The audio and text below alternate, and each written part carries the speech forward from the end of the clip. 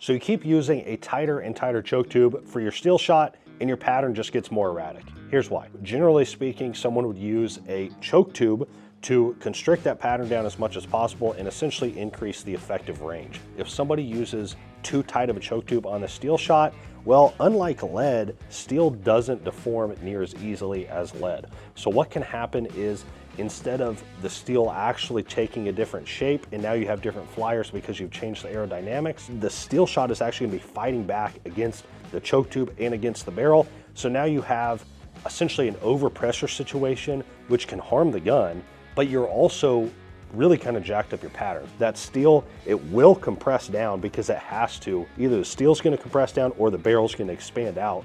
So as the steel compresses down, it's still within that elastic range, and as soon as it leaves the barrel, it's gonna pop back to shape. And obviously that's gonna be exaggerated right there, but it's gonna pop back to shape. And now you have these forces that have been induced to the flight path that are actually gonna be perpendicular to the flight path.